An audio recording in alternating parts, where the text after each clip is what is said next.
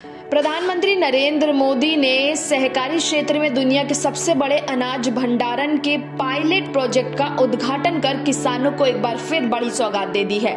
इस मौके पर पीएम मोदी ने कहा कि आज भारत मंडप विकसित भारत की अमृत यात्रा में एक और बड़ी उपलब्धि का गवाह बन रहा है।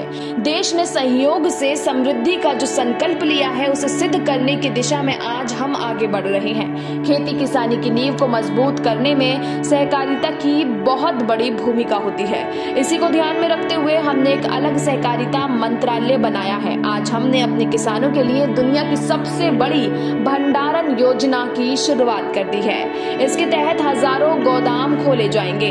देश के हर कोने में इसे बनाया जाएगा।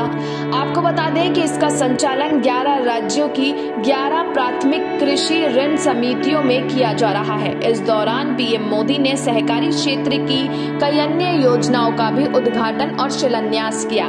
दुनिया की सबसे बड़ी अनाज भंडारण योजना के तहत 11 राज्यों के 11 पैक्सों में गोदामों का उद्घाटन और 500 पैक्सों में गोदामों का शिलान्यास किया गया है।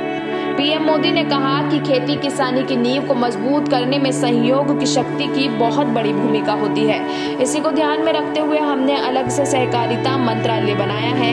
आज हमने अपने किसानों के लिए दुनिया की सबसे बड़ी भंडारण योजना शुरू कर दी है। सहयोग सिर्फ एक व्यवस्था नहीं है, सहयोग एक भावना है। सहयोग की ये भावना अक्सर व्यवसायों और संस्थानों की सीमाओं से परे आश्चर्यजनक परिणाम उत्पन्न करती है। पीएम मोदी ने आगे कहा कि विकसित भारत के लिए भारत की कृषि प्रणाली का आधुनिकीकरण भी उतना ही महत्वपूर्ण है।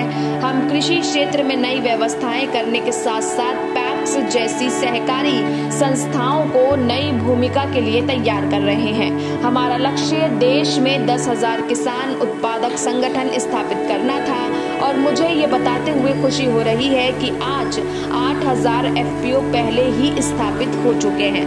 आज हमारे FPO की सफलता की कहानियों की चर्चा देश की सीमाओं से परे भी हो रही है। ब्यूरो रिपोर्ट, फसल क्रांति न्यूज।